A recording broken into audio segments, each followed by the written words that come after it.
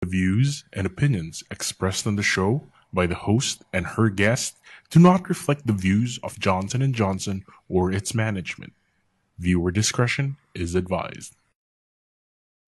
Good afternoon, mommies. My name is Divine Ligo and I'm very excited to be hosting today because na-miss ko na kayo. So, kamusta naman everybody? I hope everybody's adjusting to the new normal, as we say it. Yeah, it's a bit of a challenge, I guess, for all of us. I'm sure everybody has different worries, anxiety, but we're all gonna clear most of your questions today, diba? Sana nga all if we have all the time. So feel free later, you can comment and ask us questions because we're here to talk. Na-miss ko na makipagchikahan sa inyo. So thank you for joining us again in today's Johnson School of Gentle, where we invite different experts to ease moms' worries in the time of uncertainty. You know, I have two kids. Baz is turning 2 in a week. So, quarantine party siya. Wala siyang birthday party. Only at home.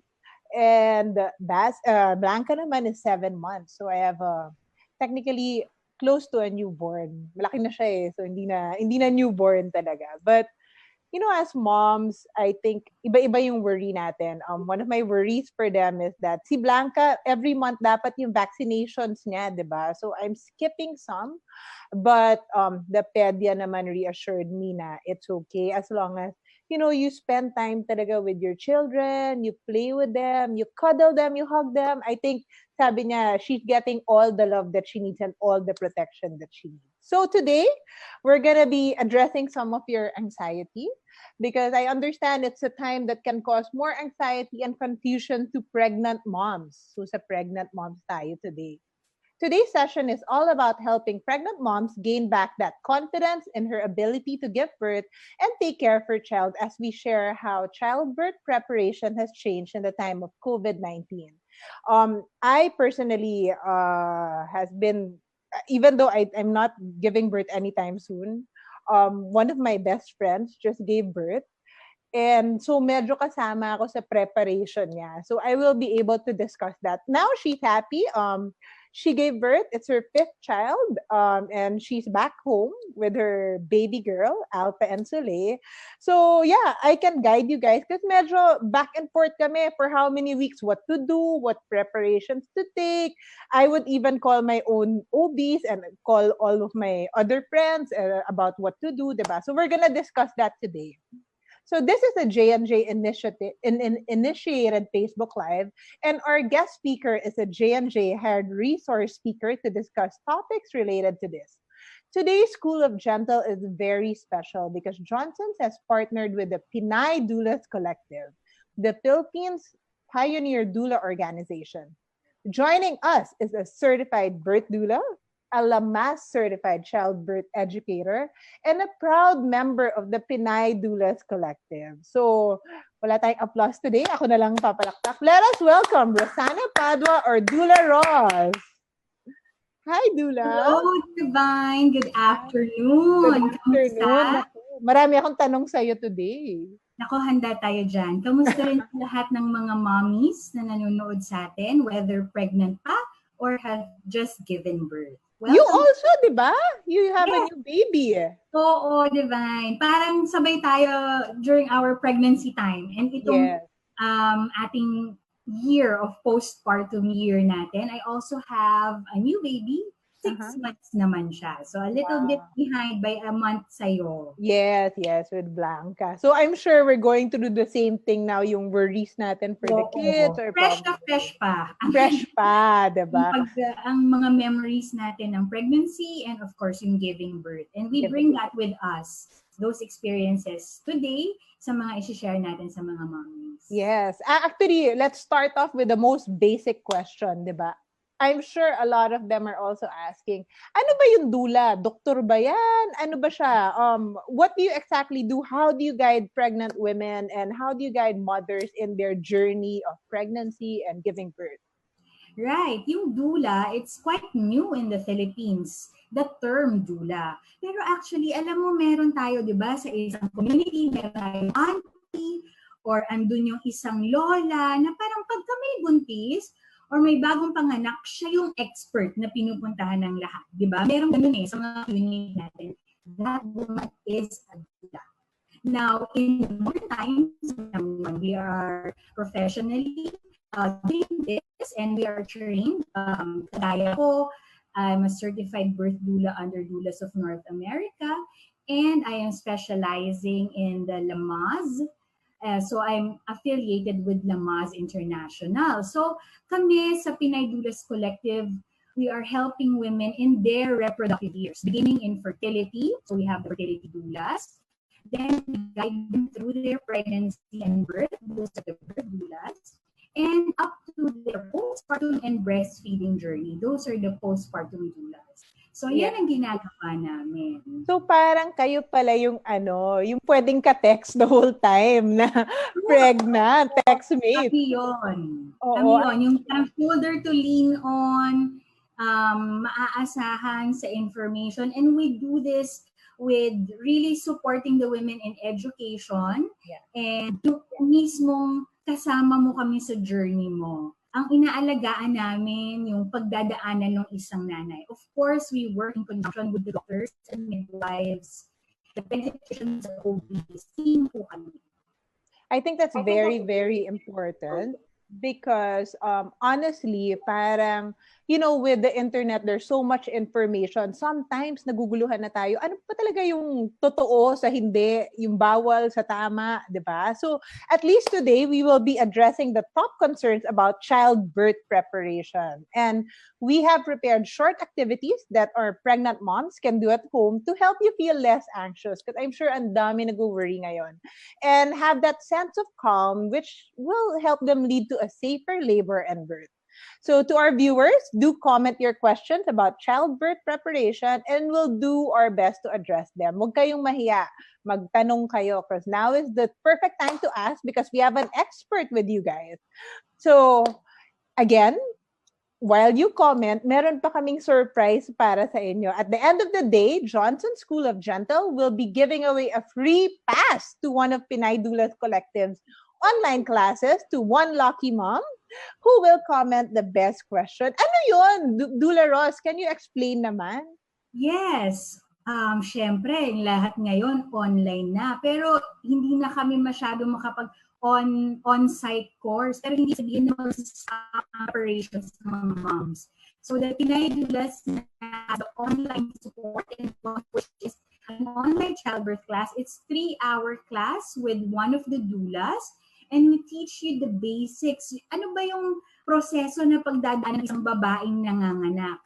Paano ba niya mamamanage yung kakaharapin niyang challenges, di ba? Sabi nila, masakit mag-labor, totoo ba? Ano ba ang paano ko ba malalaman pag nasa labor na ba ako? Pupunta na ba ako? Ano yung impact ko sa bag ko? Lahat yan, pinag-uusapan natin sa childbirth class. Oh, okay. So perfect. As in, well-guided pala tayo. Ako, personally with Bass, I took one beforehand. At least it was able to calm me. More than anything, more than the knowledge, I think ang importante doon, yung parang confident na ako. Kasi first baby yun eh, di ba? So, hindi ko talaga alam ano mangyayari. So, that really helped me with the whole preparation and then the whole actual giving birth with Bazzy. So, let's start na, Doula Ross, kasi I'm sure marami pa silang questions for us. So, number one, I think all the moms will be asking you this, especially those without a Doppler. Paano nila malalaman?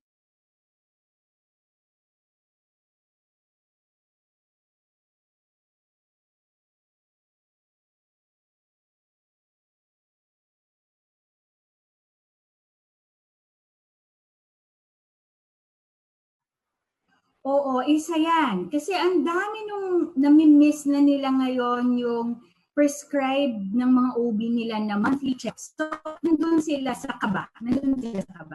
But really, sa mga early term, no? Nandun pa lang tayo sa 0 to 14 weeks. Dito talaga, you really have to trust yourself, mommies, no? You really have to place in your heart that resolve that you are healthy, that you are carrying this child, no, na hindi ka mapapahamak at yung baby mo hindi rin mapapahamak. So, ganun lang. Una, iwas muna sa stress. Alam ko medyo mahirap yan ngayon, Divine, kasi marami talaga tayong mga stressful situations in this situation that we are in. Pero subukan na magpakalma. Pwede tayong mag-meditate. Isa yan sa mga makakatulong sa inyo. So, if you are in your second or third trimester naman, makakatulong magkakaroon ng 10 minutes every day or even more to really connect with your baby, no? Ayan na yung mararamdaman mo na yung kicks ni baby. Oftentimes, regular na ito sa isang araw, especially pag dinner time after nun, pagkatapos mo mararamdaman mo si baby, parang bigla siyang mabubuhayan right before dinner. Ito yung mga indicators na okay si baby, huwag masyadong kabahan. Isang tip, kunwari, gabi na. Tapos, ito na yung regular na chika nyo ni baby, no? 10 minutes, naggumagalaw-galaw siya. Pag na-feel nyo, parang hindi masyado si baby gumagalaw this time, You can drink a glass of water na malamig, no? So, yan. Tapos, kayo yan, medyo mag-iisip ko, find the assurance na okay siya. Meron din mga app, no, na available, yung mga pregnancy app, meron silang mga kick counter. So, pwede nyo rin gamitin yon. Every meron specific time of the day, na yun yung minu-monitor nyo siya. So, tiwala, no? At saka yung konting dagdag na kaalaman na yun. Yeah, actually, I did that with Baz. Parang lahat kay Baz ko lang ginawa. Kay Blanca, parang hindi ko naramdaman na buntis ata ako. With Baz, I did the count. Yeah, I was more confident na kasi with Blanca. With Baz, parang, oh my God, anong nangyayari? So, every time I would wake up, specific time, before eating, before anything, I would count his kicks. So, parang naka-time siya kung ilang minutes siya bago makabuo ng 10 kicks. And there was an app that I was using. So that was very, kumbaga, it gave me a bit of confidence na parang, okay, he's okay inside, diba? Oo. Totoo din naman na minsan kasi nasanay na tayo na kailangan talaga every month pumunta tayo kay doc. Pero ngayon, the doctors are also doing their best to do online consultations. So let's take that. Oo. Tuloy pa rin.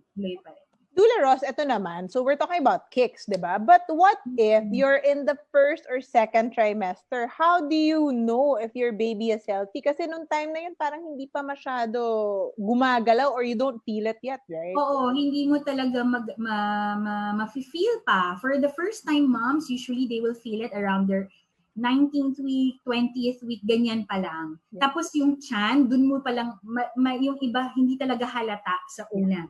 So, wala kang comfort na, ayan, talagang lumalaki yung baby ko, nag-grow siya sa loob. So, kailangan, wala talaga, you really need to do a lot of inner work. We call this inner work, no? Yung connecting with your child. And trust yourself. Eat healthy. Follow your doctor's advice on your vitamins. Yan ang mga magagawa mo. I think ang in-advise ko dun sa friend ko who just gave birth is, syempre she's always worried, diba? Even if it's her 5th child na, but nowadays you're a bit anxious about everything. And I'm sure hormones din ng buntis. Sabi ko, you have to stop thinking that there's something wrong. You have to start thinking na parang everything is okay. And then, kung may naramdaman ka, dun ka mag-react. Because most probably, everything is okay. Totoo yan. Nasa situation kasi tayo na we are in fear and we are anxious.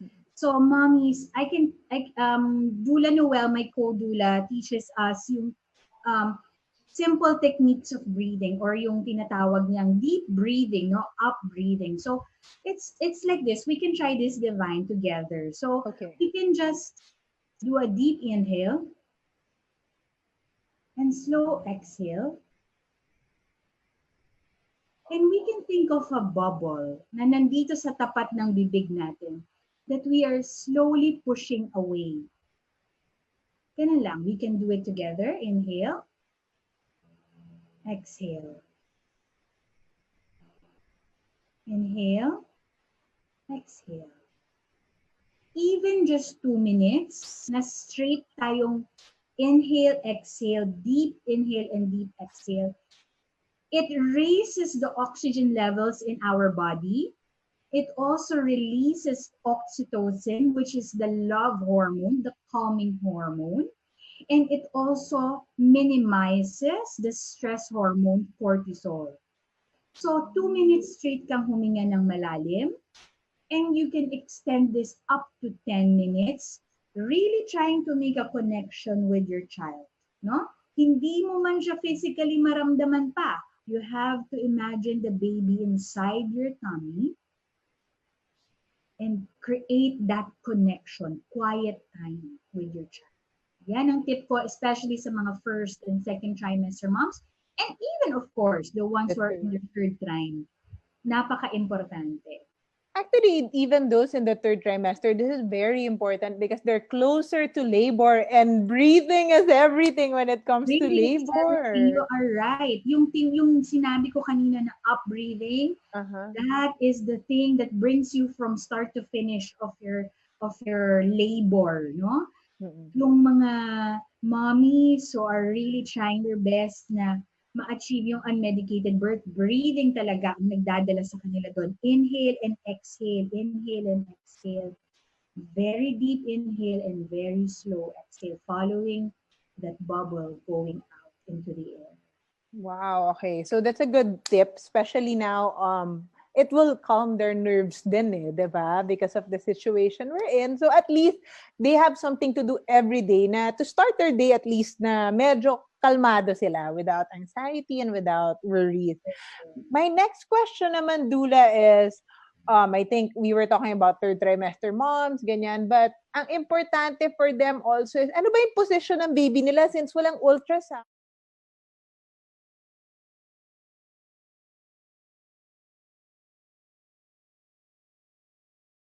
Oh, ito naman, this is also something that we teach in class. Nakuha namin itong lessons na ito mula sa Spinning Babies. So maybe the moms can also visit Spinning Babies. It's a very good resource. Okay. So Doula Cheryl, who is also my colleague, taught us the concept of belly mapping. So mommies who are pregnant right now, andyan kayo, 28 weeks pataas or even 32 weeks pataas, very full na yung belly, nararamdaman nyo na lagi yung kicks. Now, try to remember, ano ba, saan nyo laging nararamdaman ang kicks ng baby ninyo?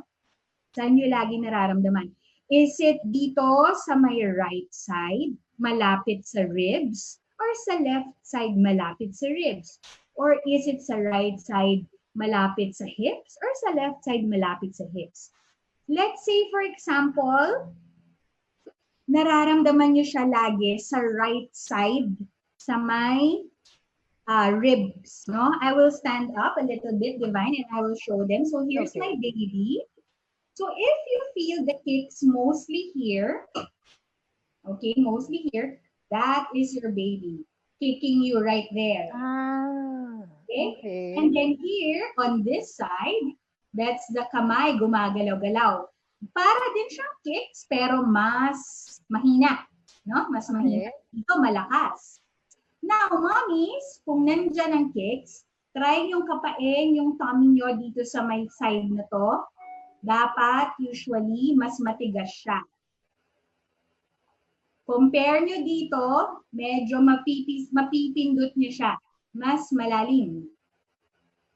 Okay. Oh, diba? That's what you call belly mapping, and this was pioneered by Spinning Babies. And Doula Cheryl, one of my colleagues from Pinay Doulas Collective, is the one who teaches this. So that's belly mapping. Kahit wala tayong ultrasound, kung medyo dun sa quiet time na sinabi ko sa inyo, magkakaroon pa kayo ng additional connection with your baby if you touch your belly, no? If you touch your belly, you can even apply lotion para ma-massage nyo yung belly ninyo. So, on one, dun nyo malalaman. Ngayon, kapag medyo hindi pa ganun kalaki yung tiyan, hindi pa natin siya masyadong makakapa. Actually, for mommies naman, I'm sure may mga kikay mommies tayo dyan. You know, every day, I make sure na I have a lotion para iwas stretch mark din, diba? So, let's make it, multi-purpose, diba? So, while you're mapping your baby's position, apply na rin kayo ng lotion para hindi kayo magka-stretch mark. Oo, diba? Ako nga, I always have lotion in all the bathrooms in the house. I was that obsessed na every time I go to the bathroom, magpapahid ako. But I also feel kasi like, touch is so important na even if your baby is not yet out, nasa loob pa lang yung baby mo, gustong-gusto ko hinahawakan yung tiyan ko. Oo, yan. At nararamdaman nila yun, Divine. They know na parang mo na rin silang minamassage habang nasa loob pa rin sila. Minsan yan, nakikipaglaro pa yung mga babies natin. So that's totoo pala, Doula. But I thought it was my imagination. I thought it was my imagination when I push, he pushes back, diba? Diba ang cute? Malapit yung baby natin, andun na agad yung strong connection between mom and baby. Yeah. Okay, so another question na I'm sure everybody is worried about. Ano ba dapat talagang kinakain at iniinom ng isang buntis? Ano ba yung bawal at pwede, yung totoo? Yung totoo. Yung totoo. Well, alam mo, totoo naman, halos lahat, yung sinasabi talaga ng mga nutritionists, ng ating mga dietitians, everything in moderation, di ba? Of course, not the mga illegal drugs or whatever, alcohol, iniiwasan natin yan. Talaga, nowadays, the number one thing is immune-boosting foods. Okay. Ang sinasabi ng mga pag-aaral din is that ang ating katawan bilang buntis ay naturally mas mababa yung immune system. Okay. Kasi merong isang bagay sa loob natin na dapat hindi ini-interpret ng ating katawan bilang kalaban. No? So alien yung bata in the context of cells, etc. So dapat bababa niya yung immune system para tanggapin yung buong katawan natin, yung growing baby.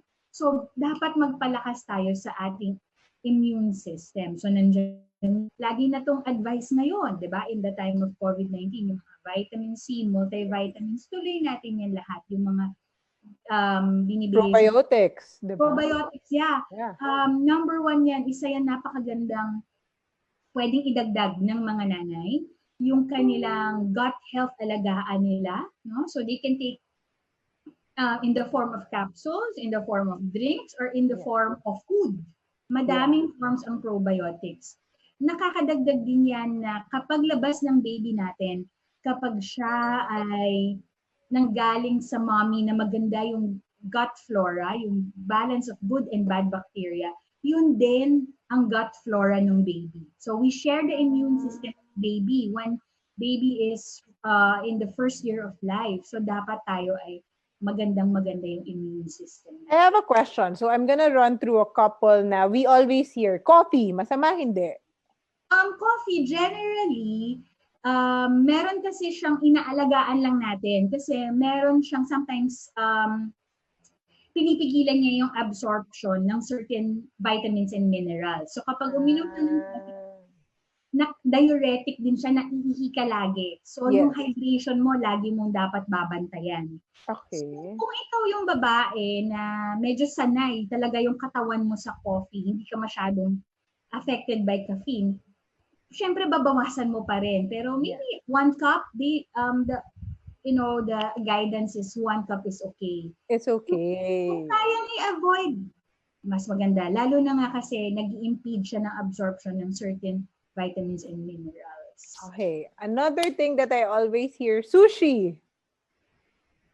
Nako, controversial. Kasi bakit daw yung mga Japanese women kumakain naman all throughout their pregnancy. Siguro kasi ang argument mo doon, eto talaga yung kinain nila everyday, di ba? Naman tayong hindi yan ang pang-araw-araw nating pagkain. Right. So, meron din kasing sinasabi na yung mga deep sea na mga isda mula sa malalim na parte ng dagat, merong mercury content. So, yan yung sinasabi nila kung bakit hindi muna tayo kakain yan. Ngayon, kung talagang grabe yung cravings mo, isipin mo na lang after 9 months. Mas masarap. Mas masarap. So, marami pang sinasabi na bawal. Yung iba, urban legend. Yung iba. Yeah. Actually, ang question ko is, it personally happened to me. I don't like sweets when I'm not pregnant. But when I became pregnant, suddenly gusto ko ng ice cream, gusto ko ng cake, gusto ko ng chocolate. So, gano'n bawal ba yun? Mag-iingat din tayo sa sweets kasi more and more as doulas, we are seeing more incidences of gestational diabetes. So, yun yung diabetes na induced by pregnancy. Maraming tayo, hindi siya related sa kung yung nanay ay medyo overweight. Minsan makikita mo si mommy very healthy or very parang payat naman siya pero diagnosed with gestational diabetes. So may mga risk factors yon. Also yung salty, medyo iwasan din natin kasi papunta naman tayo sa high blood pressure niya. So yung very sweet and very salty, we're trying to avoid. Mag-focus talaga tayo sa vegetables, sa mga good protein and good carbs. Kasi we can never go wrong kapag yan ang ating mga kinain. Alam mo, kung talagang nandun ka sa may sweet tooth, mahilig sa maalat, is para sa baby natin. Yeah. And I have one friend, personally, meron siyang gestational diabetes. And then when she gave birth, meron pa rin. So apparently, it doesn't just stay with you during pregnancy. It can carry on pala, no? What they're showing now in the studies is that when you have been diagnosed with gestational diabetes during, yun nga, sa pregnancy mo, that there are higher chances of you developing diabetes later in life. Okay. So, hindi naman siya sure ball na dahil na GDM ka, magkaka-diabetes. Yes. Always eat better, live a healthier lifestyle para maiwasan. Pero tumataas yung risk factors mo. So, mas maganda subukan na iwasan. Yeah, actually, when I was pregnant, syempre I was more concerned because dalawa kami, diba? Kung ako lang, parang hindi ako magigilty, diba? But since dalawa kami, I was eating lots of veggies, making sure na I have the right portions. And if there's anything, it was easier to lose weight after. Kasi hindi ako nagpabaya, diba? So, after a couple of months, ready na ako ulit, diba? Oo, sa mga nanonood ngayon na support, kunwari husband, kung katabi niyo yung mommy, lagi niyo lang silang i-motivate na you're doing it for your baby. Pag may craving sila, it's really for your baby and for you, of course. Yeah. So, ganun lang, konting disiplina. So, since we were talking kanina about wag masyado maalat dahil high blood, that can cause premature labor, diba? So, let's talk about labor naman. Parang, I have to be honest, with Bas, I never felt it. Because he was overdue and I had to go through, and then he had a cord coil, so they had to cut me open. But, anong tip mo when it comes to first-time mom especially, na hindi nila alam ano ba yung labor, paano ko malalaman kung nanganganak na ba ako? Oo, ito yung number 1 na question sa aming mga childbirth class. And napakaganda ng tanong na ito. Paano ko malalaman na in labor na ba ako? Baka naman na si CR lang ako. Baka naman yung tinatawag nilang false labor. Alam mo, pinalitan ko na yung term na yun. Tawag ko na dyan, practice labor. Para mas So, alam mo, totoo, pag first timer ka, talagang yan ang number 1, hindi mo alam. So, merong madaming ways na mag-start ang labor. Pinaka-popular, Divine, yung pagputok ng panubigan. The breaking of the water bag. Pag nanonood tayo ng sine, yan ang eksena. Yes. May water bag broke, tapos mag-rush sila sa hospital. Alam nyo, hindi ganun in real life. Only 10% of women start labor na pumuputok yung kanilang panubigan. 10% lang. 10%. It's just the most cinematic talaga. Kasi nga naman, di ba, parang ang ganda ng eksena. Pero, nagkaroon tuloy ng idea yung mga nanay na hinihintay nila nag-break yung water bag nila para masabing nasa labor sila. Isa lang yon sa mga paraan. So if that happens, you call your doctor. Yung pag-break ng water bag, it can be parang sploop, parang ganun siya. It can be parang nag-aano lang siya, nagti-trickle sa legs.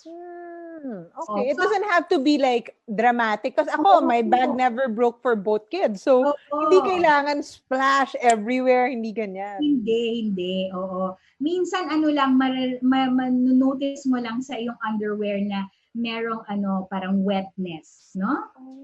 So, sometimes it's like that. Then there's also the idea of a mucus plug, no? So yung mucus plug, kapag tayo ay buntis, meron sa dulo, no, ng ating doon sa cervix, sa uterus, sa dulo niyan, merong top, no, merong parang cover. Okay. Ma-firm yan during pregnancy, and as the cervix prepares for birth, nagsusoften po yan at nare-release natin yan. Mucus plug ang tawag kasi ang itsura talaga niya para po talaga siyang sipon. So pasintabi po sa mga kumakain, pero para talaga siyang plema po, ganon. So it can be clear, no, parang dilaw or translucent. Sometimes it's pinkish, sometimes it has with it a little bit of blood. Normal po yan. Yan naman po yung mucus plug and bloody show. So isa rin po yan na indicator na you may be in early labor. Doula, I have a question. You can really differentiate it ba when, as compared to your normal discharge when you're pregnant, when you see the mucus plug, alam mong, ay, iba to. Ay, oo, iba talaga siya. Kasi meron siyang volume. Kumbaga parang, hindi siya, malaki siya. Kung masasabi mo talaga siya na, ayun, na, ay, iba na. Okay. So, it can be that. And then also, pwede ka rin maka-experience ng back pain or diarrhea. So, yung back pain, it can be because baby is finding his or her position na. So, pumipwesto ang baby. Then, you can also experience diarrhea na parang ini-empty na yung ating bowels para hindi mahirapan dumaan si baby. Siyempre, pag diarrhea, bantay lang tayo that we are well hydrated. So far, it's apat yun, no, yung nabanggit ko. Breaking of the water bag, release of the mucus plug, and bloody show, back pain or diarrhea. Pero ang tinitingnan talaga natin, Divine, para masabi na nandito na talaga tayo, malapit na akong manganak, ay yung hilab o yung contraction. Yun ang gusto natin na maramdaman. Yung hilab na parang pataas, tapos may peak, tapos mawawala, bababa siyang ganun. May pahinga, no? Magpapahinga ka, tapos nandyan na naman siya, pataas, may peak, tapos mawawala. Yan. Yung hilab na yan, kapag naramdaman mo yan, pwede kang mag-download ng app, no? Pwede kang mag-download. Ito na naman tayo sa mga app. There's an app right now. So, pwede kang mag-download ng app na tinatawag nilang contractions monitoring app. So, start and stop lang yung app na yon. Tapos yung app will summarize it for you. I suggest when you start feeling these contractions, you can start monitoring. 1 hour. Tingnan mo, kamusta yung hilab? Ano yung pattern? Then, text mo si Doc. Doc, ito na po yung nararamdaman ko. Every 10 minutes po, andyan na po yung hilab. Yung hilab naman po, kasing haba po ng 30 seconds. Yan po ang nararamdaman ko. Tatanungin ka ni Doc, kamusta yung pain, no? Kaya ba? During this sensation ng contractions, breathe ka. Breathe. Breathe ka lang. Yung pinag-usapan nating breathing kanina. Yeah. So, yung sinabi kong 5 yon, hindi yan in sequence, walang sequence. Minsan nauuna yung ito, nauuna yung ganyan. Pero ang hinahanap talaga natin para masabing we are really in early labor is the contractions. Yan ang gusto natin. Actually, with Baz, I didn't go through any labor. So, hindi ko alam yung idea ng ano ba yung labor, di ba? So, when it came to Blanca, 35 weeks, I was having premature labor, and then I think ang pinaka-vivid sa mind ko, para siyang, when I have my period, yung dysmenorrhea, parang yun yung, parang similar but mas grabing pain. Parang ganun. It's exactly it. Kasi it's the same organ doing the work, diba? So, ganun yung sensation. So, tinatanong kami lagi, how would you describe labor? Ganun siya. Parang dysmenorrhea. And it eventually, yung nga lang, yung difference kasi sa dysmenorrhea, diba? Mararamdaman mo siya throughout the day. Yes. Diba? Yun yun. Ang difference niya, pag labor, para siyang waves. Waves talaga siya. Kayang-kaya. Ang question ko naman sa inyo, since, of course, most of the doctors are telling us to avoid hospitals because of the virus that we have now. So, ako kasi with Bas, I ran to the hospital twice nang nagkamali. Akala ko kasi labor na yun, hindi pala labor. We don't have the luxury of doing that now. So when do you tell the pregnant women to go? Gaano ka-iksi dapat yung contractions nila from one to each other? Tama yung sinabi mo, Divine. Hindi tayo, dati pwede tayong, ay punta ako, pa-check ako. Tapos uwi muna ako kung pauuwiin ako. Ngayon, we want to try to labor at home as long as we can, no? So, the way to find out kapag maganda nang pumunta sa ospital or kumbaga, huwag tayong matakot na mag-stay muna sa bahay. So yung contractions monitoring app, you can use that. Kapag sinabi nun na yung hilab, yung mismong hilab is 1 minute long, and in between, no, hilab 1 minute, 4 minutes pagitan, or about 5 minutes, 4 to 5 minutes rest. Hilab 1 minute ulit, 4 to 5 minutes rest. Yung pattern na yan, dapat 1 oras mo nang nararamdaman. 1 minute contraction, 5 minutes rest, 1 minute contraction, 5 minutes rest. If you're having that pattern, that's the time to go to the hospital. So you have time naman if you have that time. Pattern. Yes. You have that. You have time. And of course, communicate with your doctor early. Hindi yung kapag saka mo palang naramdaman, dun ka palang magsasabi na, Dok, ito na ako. Pupunta na ako dyan. So sa umpisa pa lang, i-communicate mo na sa kanya yung mga patterns mo. I think one thing that I also want to share with our pregnant moms is huwag kayong mahiya mangulit. Ako actually ata pinakamakulit na pasyente, but the doctors pick this occupation, and alam mo yun, sanay sila na marami talagang tanong, lalo na first time mom. So huwag kayong mahiya because they really help you talaga. Kaming mga doula, mga OBs, midwives, sanay kami na may nagte-text sa amin in the middle of the night. Yeah, diba?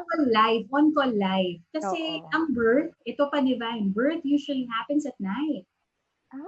Okay. I think it has to do something with kapag night na rested ka. There is this hormone called oxytocin which flows in your body, and that helps with labor. That is the driver of the contractions. So, usually sa gabi yan. And kapag nandun ka na talaga, na alam mo na kailangan mo na mag-text sa OB mo, please wag kang mahiya. That's part of it. So, okay lang yun. For our clients, hello baby! Hello! For everyone! Text nila kami ng 3 a.m. Yan talaga. So normal naman. Okay lang yun, Doula Ros. Yeah, lalo na kapag alam na namin na nearing term na at on call na kami, we will really answer. Okay, so eto, favorite to ng mga mommies na, alam mo yun, excited, my baby. Ano ba talagang dapat dinadala ngayon sa baby bag? So what do we have to include talaga when you go to the hospital? Madami tayong parang idadagdag sa baby bag natin ngayon. Number 1, isang magandang tip is, huwag niyong pagsamasamahin sa isang buong malaking bag. No? Akala natin parang, magdala tayo ng bag na parang pupunta tayo ng overseas. Yes. Actually, parang ako yun. Ang dami kong dala. Okay, madaming dala, pero wag isang bag. Yes. Mas maganda, hiwa-hiwalay. So you have your labor bag. No, yung mga gamit sa labor. Ano yung mga yon? You can have your mga motivational mo na materials, no? Some things that can help you calm down. We also suggest sa mga nag-class sa amin na dalhin nila yung handbook nila, mga kodigo that they can use. Tapos, isang napakagandang tip din is ihiwalay niyo muna yung bag ng baby. No? Yes. Huwag niyo nang isama yun sa gamit niyo. Yes. Tapos yung bag ni baby, kung may sasakyan, iwan mo na sa sasakyan. Tapos, si baby, yung mga gamit niya, okay, pag pinak niya yung gamit ni baby, you can always pack it like from head to toe. One diba? outfit, no? One outfit. One full outfit in one bag. No? Oo. That's what I did rin. Ziplock siya. Oo. Hindi yung pagsasama-samahin mo yung lahat ng kanyang bonnet, pagsasama-samahin mo lahat ng kanyang pantaas at pambaba. Tapos bubuksan mo yung lahat. So, mas magulo. Yeah. So, head to toe. Tapos, maganda rin magdala ng sarili mong mga damit, no? Yes. Para kay baby. Sarili mong sabon, sarili mong yung mga iba pang mga gusto mong ipagamit kay baby. Para kung ano yung magta-touch sa skin niya. Yeah. Ako actually, what I did was I had a separate bag for myself, a separate bag for my husband. Yes. Ready rin siya kasi for sure di na siya uuwi once sinatid niya ako. And then a separate bag for the baby. And then yun nga, with the babies, it's nakapack na siya, naka-label pa sa labas like what day, like this is the paglabas niya, and then yung swaddle niya.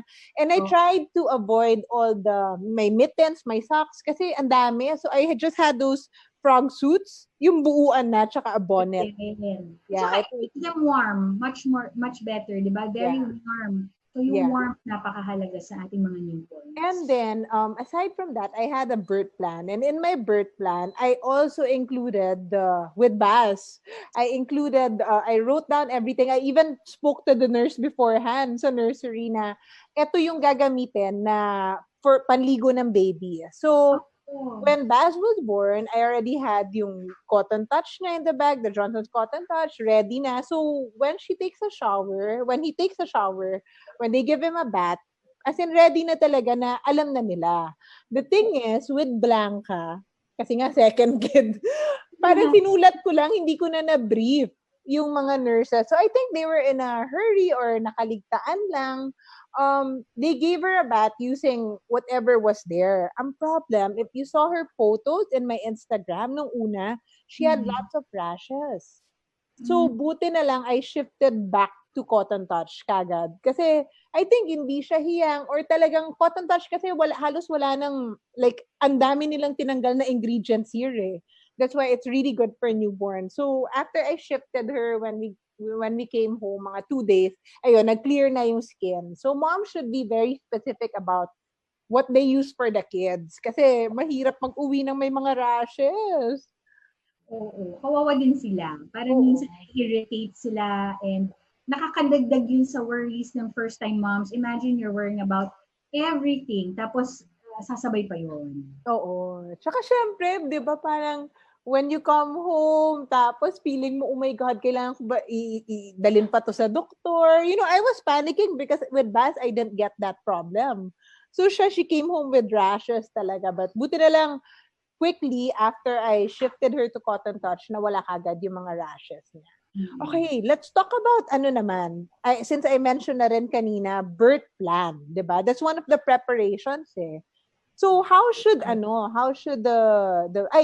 before pala the birth plan, this is it because nasa ECQ tayo, 'di ba? So I have to also mention that I'm sure a lot of the mommies hindi pa nila na kumpleto yung baby bag nila. Dahil nag-shutdown na, nag-lockdown na. But, you know, they can actually avail of Cotton Touch through Watson's Online. If they're in NCR, kahit na ECQ, they still deliver and they still serve your order. So, to other moms naman in Visayas, Mindanao, you can, of course, get your baby essentials, including Johnson's baby products in your leading drugstores and supermarkets na open yan kasi essentials yan. So, don't worry, mommies. Oo, complete siya. Okay, so let's talk about birth plan. What do you include in a birth plan? Syempre ngayon, it's COVID time, medyo na iba tayo. What should they think special of? Circumstance. Ang birth plan, napaka-personal yan. Actually, ang dami mong makikita yan sa internet, but it's very specific to a person. So, I don't recommend copying, no? Yung parang copying ko lang tong birth plan ni Divine kasi ito nilagay niya sa IG niya. Gusto ko rin to for me. No, it's really something that you study as a woman, as a laboring woman, and specific to your family's needs, to your baby's needs. So, isa lang na pinakamahalaga sa birth plan na gusto kong i-encourage kayo na kausapin yung mga doctors ninyo is the unang yakap. If there was something na talagang magandang ilagay sa birth plan ninyo, ito yung tinatawag na unang yakap protocol. Are you familiar with this, Divine? Yeah, I did it with both kids. And it's so funny. Alam mo, I don't know if it's nature or it's my imagination. But parang I felt like, actually, siya yun. Si Bas medyo malikot eh. I felt like she was climbing to my boob. Parang I felt that. That is what you call the breast crawl. It is really something that happens. So, to illustrate, no, to show you, ito, meron na, so yung unang yakap, it is a protocol by the Department of Health o tinatawag nilang Essential Intrapartum Newborn Care. And ginagawa rin to sa ibang bansa, of course, recommended by the WHO, even more now with our COVID time. So, paglabas ni baby, ito yung baby ko lumabas, ayan na siya. Ilalagay siya dito sa akin. Unang yakap, tapos dito na siya pupunasan. No? Dito siya pupunasan, pat dry siya ng mga doctors natin at ng mga midwives. So, of course, ikaw kung sa panganganak, you are also, yung skin mo exposed din. So, the first step is immediate drying, then skin to skin simultaneous. Skin to skin, skinny baby skin. Then the third is timely cord clamping. Yes. So yung baby natin, I will just show quickly here, nakadikit pa ang kanyang pusod o yung kanyang umbilical cord sa kanyang placenta. At yung kanyang dugo na gagaling sa placenta ay padadaluyin mula sa placenta hanggang sa kay baby. Then, when the time comes na wala nang dumadaloy na dugo, that's the time na pwede nang i-clamp or i-cut yung cord. Yeah. I had that also in my birth plan. It was delayed cord clamping, diba? Yeah. And then it was my husband who did it. Yeah. Ito lang siya, no? Hinihintay natin dumalo yung dugo. Then the fourth step is non-separation of mother and baby for early initiation of breastfeeding. So yung sinabi mo na si Blanca was crawling to your breast, that is what nature intends. It's what we call breast crawl. At ang babies talaga natin, they will find the breast. No? Hindi natin sila kailangan isubsob dun sa breast. Hindi natin sila kailangan parang pagpilitan. Hahanapin nila yan. They will use their sense of smell and they will know andyan na sila kay mommy. And it's time to nurse. I think that one thing that calmed me, especially with Bas, because, it's my first pregnancy, everything, hindi ko alam anong sunod na mangyayari. Diba? Parang ang dami-daming tao, and then, next thing there's a child. Pero the fact na nilagay siya sa akin kagad, I think parang it just made me think na parang, okay, there's nothing to worry about. He's okay. I'm okay. And this is like what everything is all about. What I went through ng 9 months. This is it. Diba, Divine, you had a CS. So some are asking, pwede rin ba ito sa CS? Yeah. It is. Yes, it is.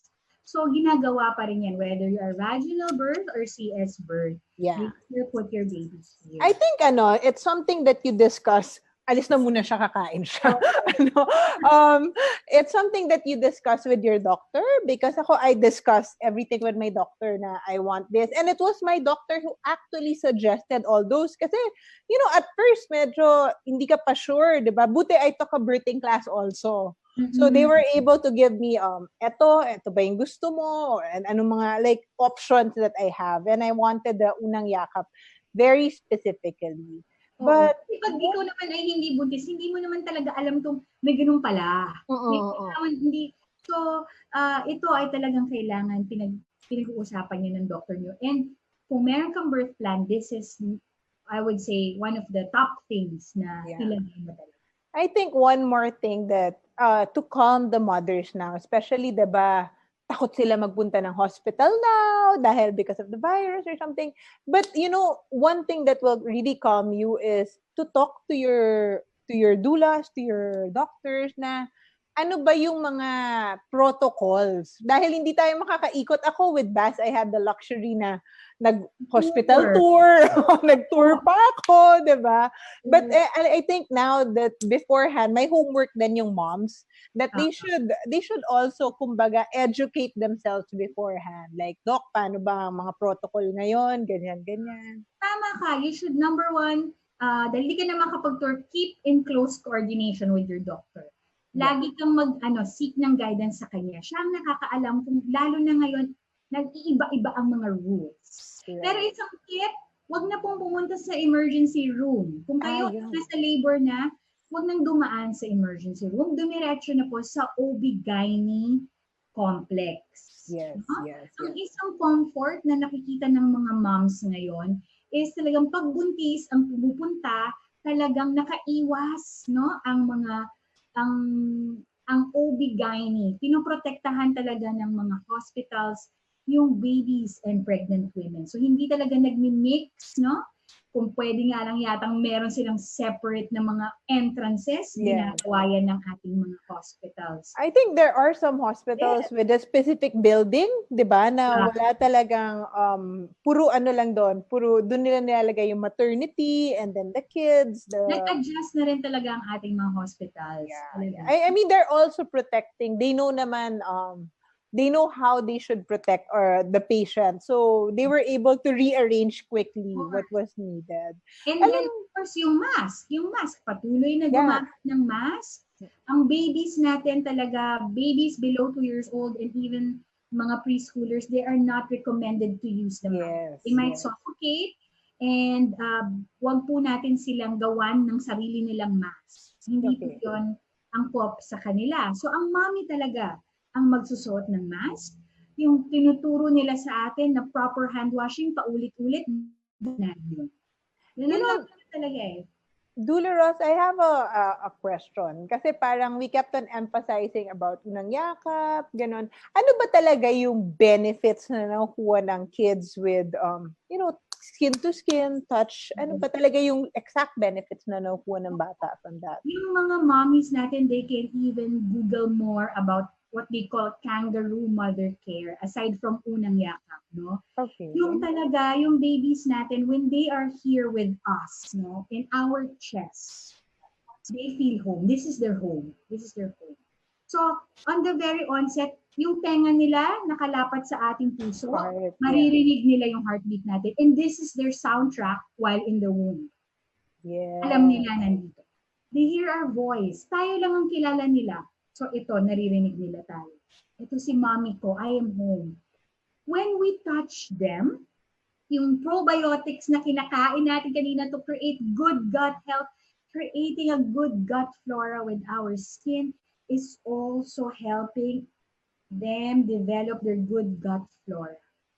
Pagka temperature regulation, kasama din yan. Pag nilalamig ang baby, ilikit natin sa atin, baby will feel warmer.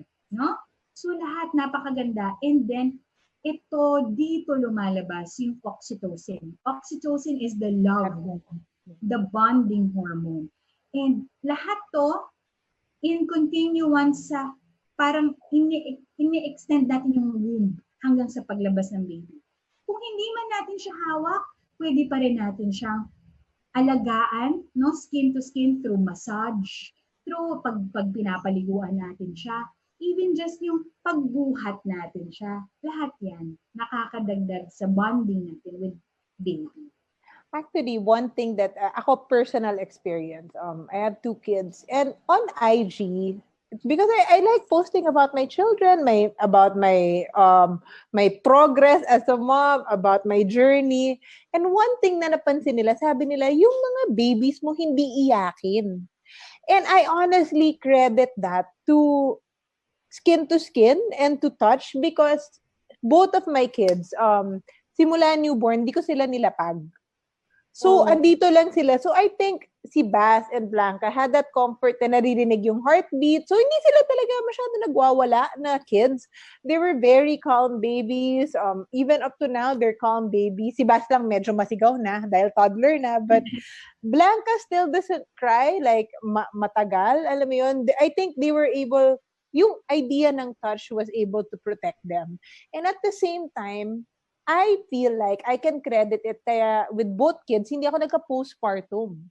Because yung mga anxiety and depression na naririnig natin nowadays. Yes. Both kids, actually sabi nga nila, nako, wag mo sanayin sa buhat. Hindi ako naniniwala sa ganun. Both kids, they didn't sleep on their beds.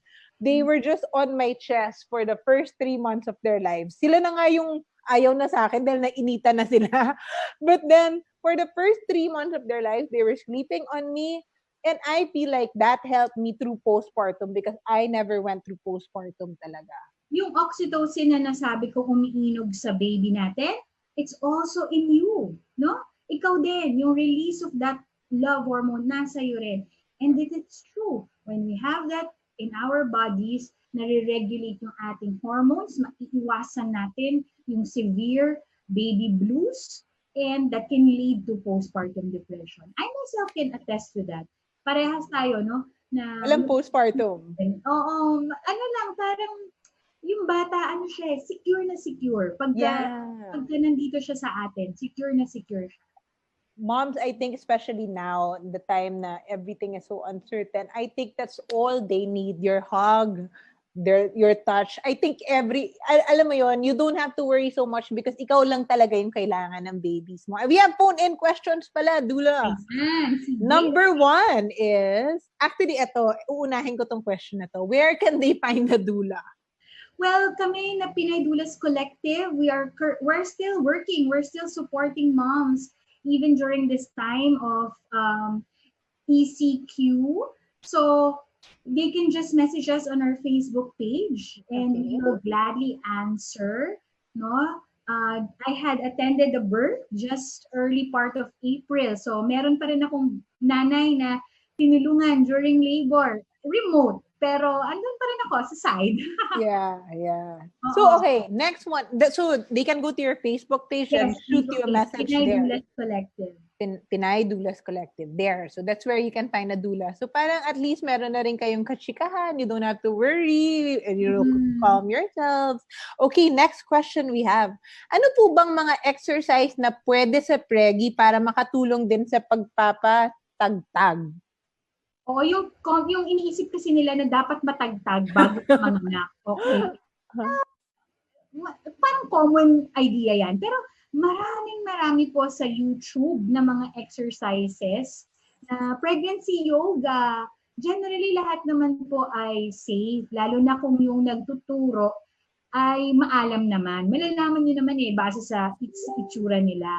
Magtanong lang sa inyong doktor at kung meron kayong mga existing conditions, kunwari pinapag-bed rest kayo, syempre, iwas muna tayo sa exercise.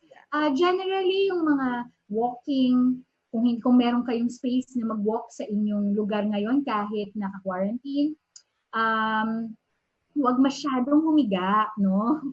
Tapos, yung pag umupo tayo, good posture, huwag yung naka-slouch or laging naka-incline.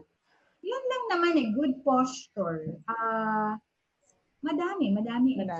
Okay, so you talked about walking. Totoo bang, one of the questions here kasi is, ano daw yung pwedeng gawin para mapabilis yung pagpapanganak or hindi mahirapan sa labor? Because some, di ba, parang 36 hours, ganyan, or something. Honestly, exercise. We are finding out among our clients, mga sinusuportahan namin mga nanay, yung mga talagang mahilig mag-exercise, they handle labor very well. And they labor relatively faster than those who do not exercise. So yung mga forever nakahiga. Sarap kasi humiga pag third trimester. Parang gusto mo talagang humiga at magpahinga. Pero exercise really helps. So, Actually, parang ako, I'm a fairly active pregnant person. Pero pagdating talaga ng third try, parang, gusto mo parating nakahiga. Even in the car, I make sure na yung seat ko nakahiga na ganun. Ako, iwas tayo dyan. Siguro isa pang gusto kong i-point out, yung mga mabilis mga anak, sila rin yung mga may good frame of mind. Yeah. Yung talagang hinanda nila yung sarili nila. Yeah. I mean, the whole pregnancy for me is, it's also a challenge to the mom na parang kaya mo yan. Alam mo yon, you really have to focus na to do it for your baby. And yun ata yung magic word, Doula Ross. Pag sinasabihan ako na, para sa anak mo yan, parang lahat kaya ko gawin, di ba? Yan! Ganyan kami mag-motivate during labor.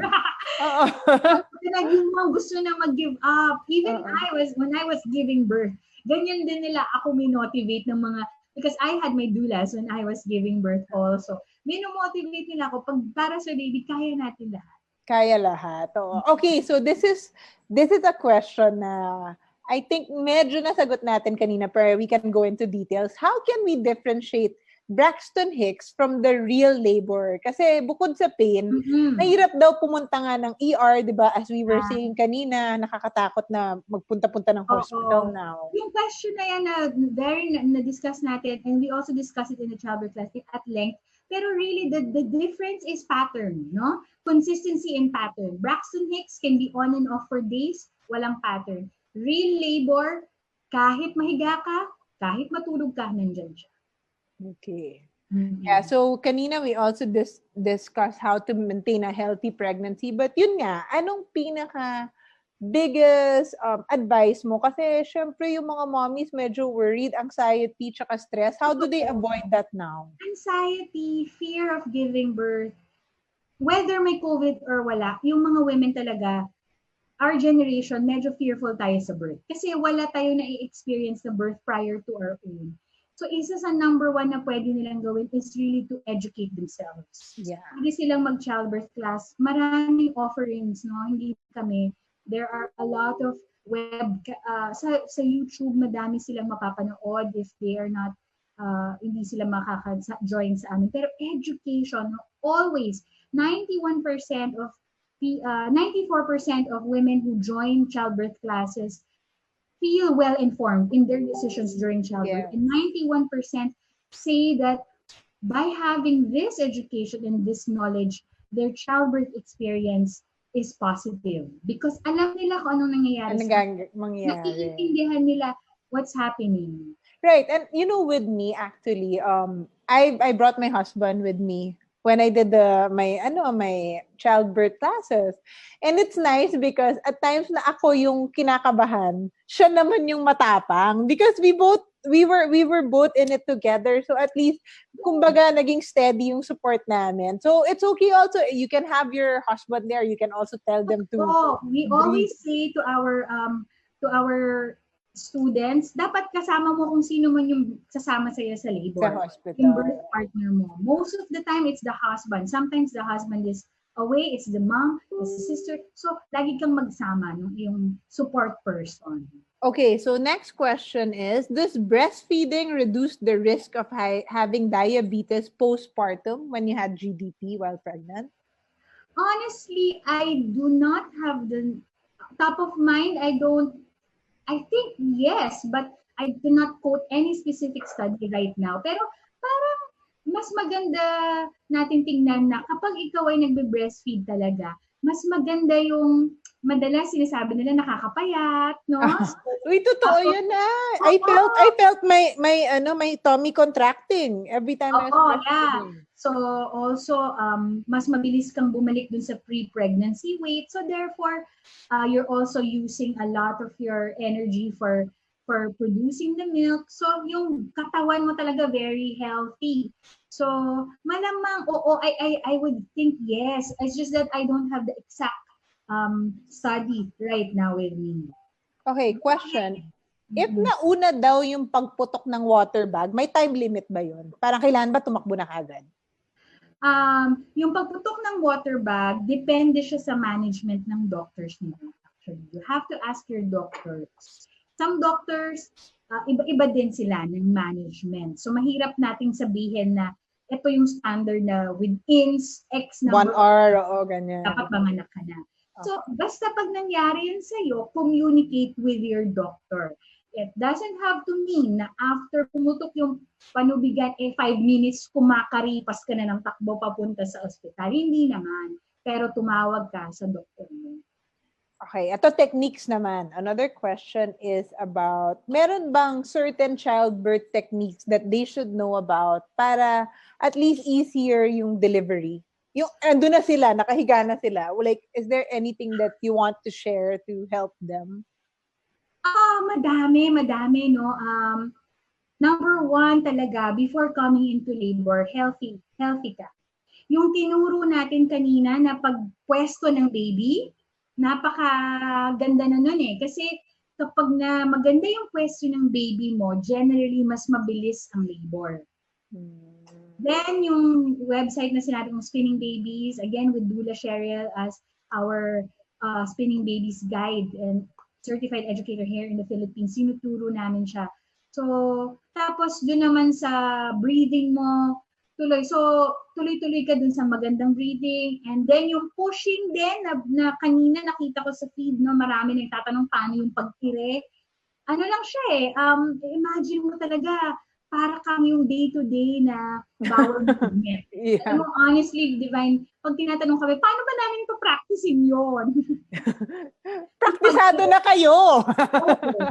Meron tinatawag na muscle memory. It's the same region in the body. So yun lang talaga. Instead of thinking na parang, oh my God, this is something new, isipin mo lang para ka talagang, nasa toilet. Yun lang. That's the way you can practice. Except, ang gagawin mo is to breathe down. Parang yun. And I think, that's the beauty of motherhood and a woman's body, na parang we're really made for this. As in, alam mo yun, ginawa yung katawan talaga natin na kaya natin yan, na it's automatic, na kaya niya yan, alam niya yung ginagawa niya. Diba? Okay. Meron din yung tinatawag na fetal ejection reflex. Kusang lumalabas si baby. Okay. Alam niyo, huwag yung katakutan yun, ladies. Huwag yung katakutan yung pag-ire. Instead, paniwalaan nyo at magtiwala sa state. Confidence talaga. Parang for me, confidence and when you have the right information, medyo malakas loob mo, it's half of the mental game in giving birth. As long as you think na alam ko to, kaya ko to, tanggal ka agad yung worries eh. Okay, I have ito controversial to. I will ask it na rin. Well, tanong ko na yung exercise that will help with labor. Pero essential oils. They're saying essential oils. Pwede ba yon sa buntis or hindi? Merong mga essential oils na safe. Meron din naman na iniiwasan. Alam mo, si Doula Noel, who is also my co-doula, is a certified aromatherapist. So kami sa Pinay Doulas, meron kami talagang nag-guide sa amin. So there are specific oils. There are specific oils, no? Na pwede at meron din naman yung hindi. So generally, ang nakikita namin ginagamit are the ones that cause relaxation. Siguro ang tip na lang namin talaga is kung gusto niyong gumamit nun, di ba merong ways to diffuse. Ang suggestion namin is magdala lang kayo ng cotton ball, then doon niyo lang i-drop yung oil, tapos ilagay niyo yun sa isang ziplock para doon lang kayo mag-breathe. Okay? Doon lang kayo mag-breathe. Iwasan niyo rin ipahid sa sarili ninyo so that kapag lumabas si baby at inilagay siya dito sa inyo, ang maaamoy niya is yung natural scent ninyo. Yeah. Instead of the scent of the essential oils. Yeah. And bawal din magpabango and all those things, di ba, when you're supposed to go na. Para maganda talaga na yung scent mo yung maaamoy ni baby. Yun lang naman. General, Tapos, syempre, dahan-dahan lang ang paggamit pagka nandiyan na si baby. Okay. Okay, so eto naman, they're asking for a sample massage that can suit a mom on labor. Oo, totoo, no? So, pag tayo ay nagli-labor na, minsan, ay, paki-press dito sa likod, no? Oo. Ay, sakit dito, ganyan. Actually, kahit hindi labor, Dula, Yes. inabuso ko yung asawa ko dyan. Lahat na lang, pindutin mo to, ayusin mo to. Ay, naka moms, you deserve it. You deserve it. And if you have your partner with you watching this live, sinasabi ko, assignment niyo na po yan starting tonight, i-massage ang mga mommies. They deserve it. So, ano lang, soft touch lang, gentle lang, no? Iwas tayo sa mga certain pressure points. So, yung dito, iiwasan muna natin yan kasi that can trigger labor. So instead, dito sa shoulder blades, so for example, nasa shoulder blades, from the gitna, palabas. Ganun lang naman. Okay. Pwede. And paa. Meron mga iniiwasan sa paa dapat, di ba? Yung meron din sa paa na pressure point which is around 6 fingers from the ankle, 3 to 6 fingers from the ankle. Iwasan din. No? Pero yung legs, pwede rin natin siyang i-stretch ng konti. Gentle lang naman. Actually, kasi yung sinasabi ko dito na pressure point, yun naman talagang magti-trigger kung didiinan mo ng sobrang lakas. Pero kung gentle stroking na ganyan, okay pa rin naman yun. No? It's a way to help the mom calm down and make her feel na mahal natin siya. Okay. So, another question. Ang dami nilang question. I like this because at least now we're able to help moms na yung ang dami nag-worry eh. Iba-ibang question nila. Okay. How do we encourage the baby to move to its perfect position? Lalo na if they think naka-breach or something. So, meron talagang mga specific exercises dyan. So, pero generally, what we want is good posture. Good posture. Really, nakakadagdag siya na ipipwesto ng baby niya naturally yung sarili niya correctly kapag maganda ang posture. Then second, you can sleep on your left. Matulog na naka-side sa left. Yan. Left talaga. Why not right? Yung left kasi, yung kaninang demo ko, no, is that mas maganda kung dun mag-start. That's the way the baby moves during labor. Ano pa ba? Tapos, kung breach talaga si baby, kapag ikaw ay second time mom, huwag kang masyadong kabahan, no? Kasi talagang umiikot ang baby. Umiikot talaga siya. Until siguro the late part na 38, 39 weeks. Pero huwag ka din naman makampante. So, good posture talaga. Napakadami niyang ginagawa. Okay. Okay. I think one more question sa akin naman na parang, okay, so we talked about the baby, the mommy, we talked about labor. Ang sa akin naman is, what do the experts say? Like the World Health Organization, ngayon lalo na may COVID ngayon, okay pa ba daw mag-breastfeed? Of course. The World Health Organization and all organizations, American College of Obstetricians and Gynecologists, even FPOGs, Philippine Pediatric Society, DOH, all espouse that baby should still breastfeed from mom, no? Babies will get the antibodies from breast milk, and this will help safeguard baby's immune system. So even if mom is positive, COVID-19 positive, meron pa rin mga paraan to supply breast milk to the baby. Kapag naman meron siyang, kunwari asymptomatic or may symptoms, lahat yan, tutuloy lang natin yung hand washing, tutuloy natin yung pagsusuot ng mask. Hindi sinasabi na huwag mag-breastfeed. Breast milk pa rin ang pinapayo ng ating mga eksperto. Okay.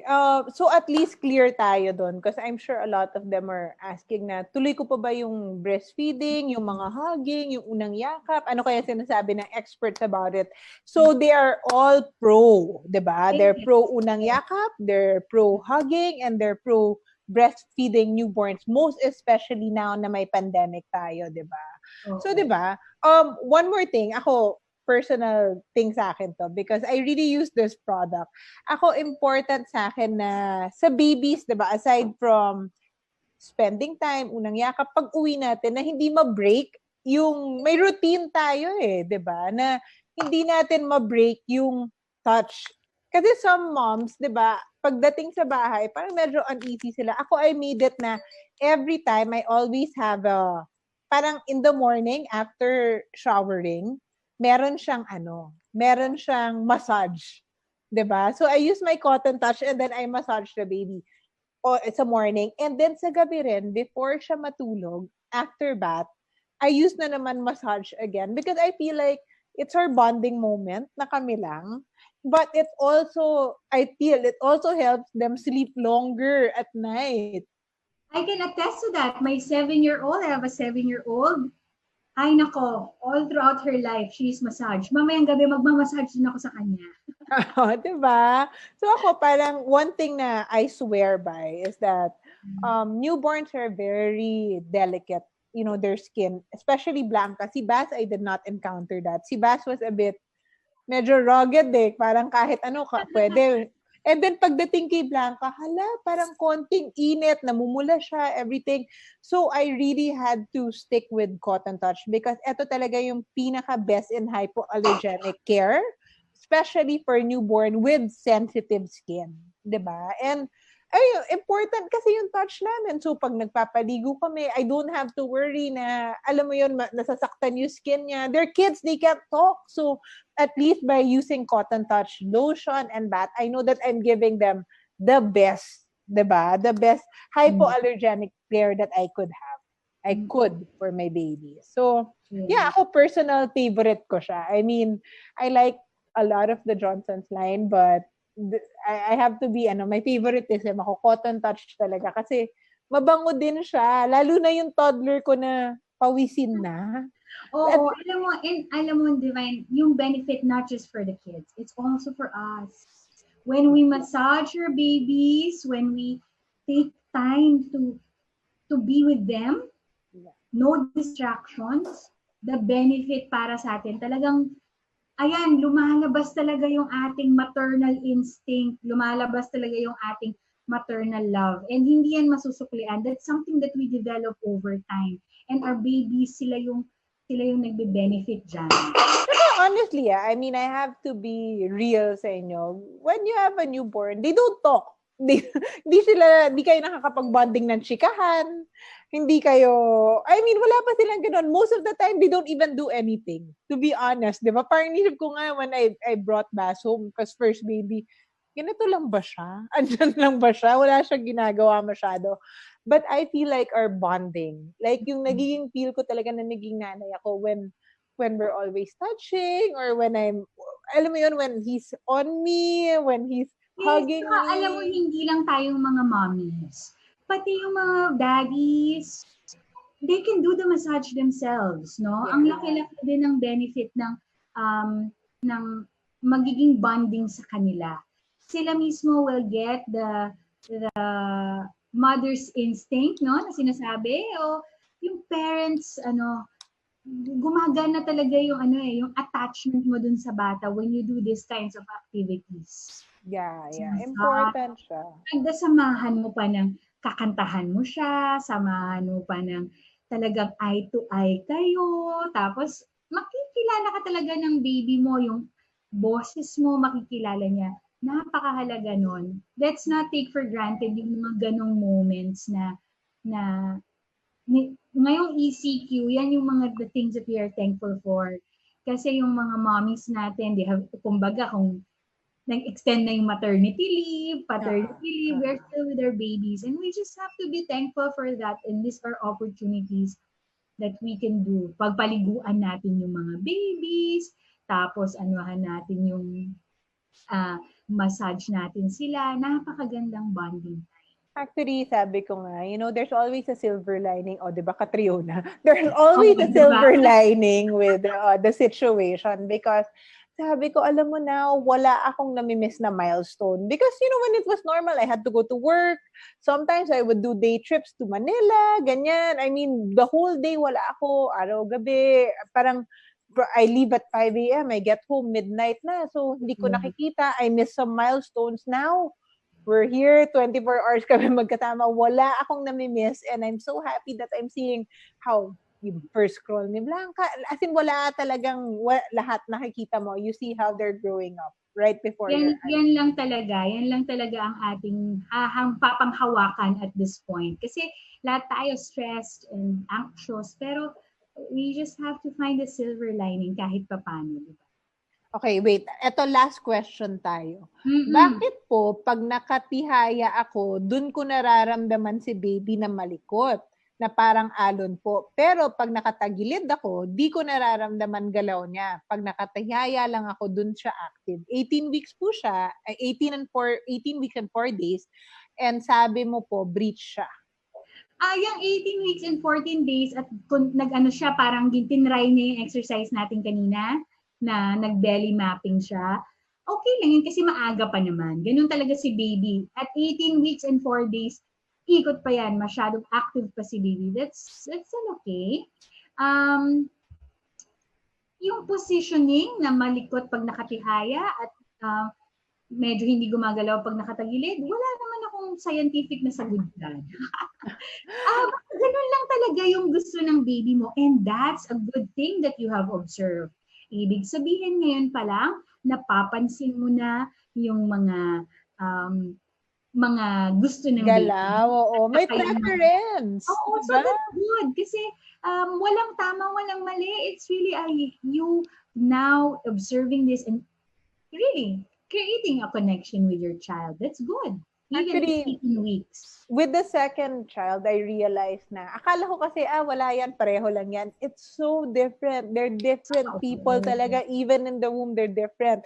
You know, I super like this question. And ang good announcement natin is, yan ang naging winning question natin for today. So, congratulations, Mommy Vivero Rosales Remelin, dahil ikaw yung nanalo ng free birthing class from Pinay Doula's Collective. Mommy Vivero. Yay! Yeah. So that Mommy Rivero won a 5,000 peso free pass to one of Pinay Doula Collective's classes, diba? So congratulations, Mommy Vivero. And the Johnson's team will get in touch with you on how you can claim your prize. Diba? So, meron ka bang mga last words or words to live by, Doula Ross? Na I know you were talking about a certain verse when we maybe before we can do the verses sa closing, I really want Divine to share with the mommies who are pregnant and the mommies who are just given birth, including tayong dalawa, to hang on, no? Parang let's be brave. Our children look to us. Talagang tayo ang tinitingnan nila to be brave in these times of anxiety and uncertainty. And kailangan nating tapangan, magtiwala tayo sa sarili natin na kaya natin, at palitan natin yung fear na nararamdaman natin. Ngayon, sabihin niyo sa sarili niyo na, malakas ako. Kaya ko to. Ako ay isang babae na manganganak na merong pandemic sa mundo, pero kaya ko. Kung kaya mong dalhin yan sa iyong puso, magtatagumpay ka. Oh, that's nice. Actually, one thing na I want to share is that after I gave birth, with my first two, parang sabi nga ng asawa ko, parang, kaya pala sa inyo binigay yan, no? I don't think I can handle it. I mean, he's a strong guy, diba? But sabi niya, the 9 months, the no sleep, the everything, parang sabi niya, it's really made for a woman because it seems like you guys are stronger than me. So, I think they should live on that, na kaya ng babae to. Regardless of pandemic, wala yan, kayang-kaya niya yan. Kaya natin yan. And totoo, nakakalungkot kasi some of you will be, grieving your expectations of a normal pregnancy. Parang, sayang, hindi ako nakapag-baby shower, hindi ako nakapag-shopping, hindi ako nakapag-childbirth class, nakasama ko yung madami kaming buntis, ganyan. Totoo, may lungkot yon, may lungkot. Pero i-channel natin yon, and we can still have a beautiful birthing journey, even with everything that's happening to us. Nice.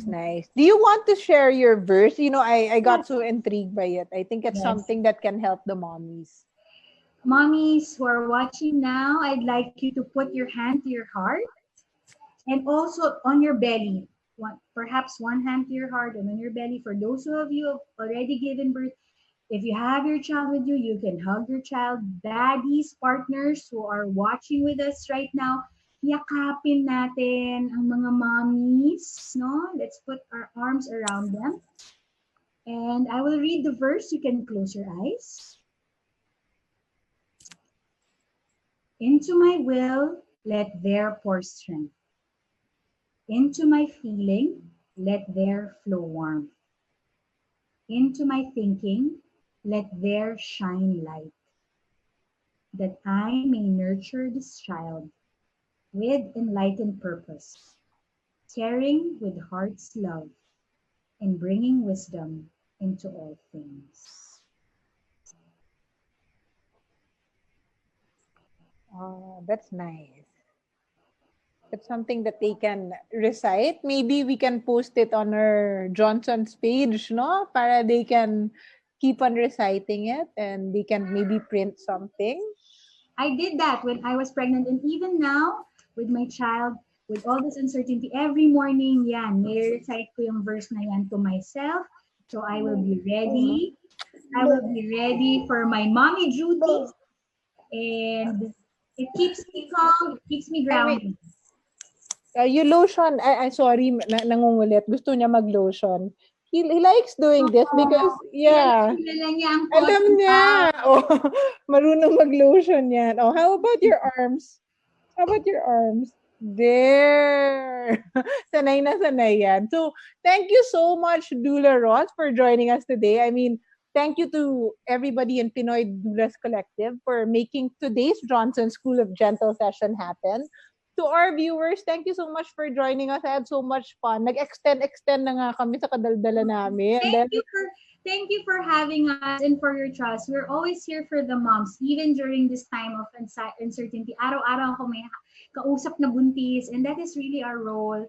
We're really just helping everybody get through these challenging times. Yeah, especially I think those who are pregnant and who have recently given birth. I think marami ngayon na at least naging kalmado sila because we were able to address some of their anxiety.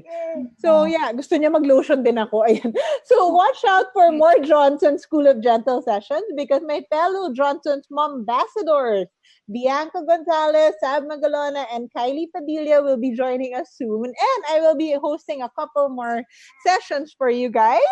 So while you're here, do follow Johnson's Baby on Facebook and Instagram to know more about caring for babies and kids. So thank you, everyone. Stay safe, stay healthy, and have a good evening. Bye. Bye, Doula Ross. Bye.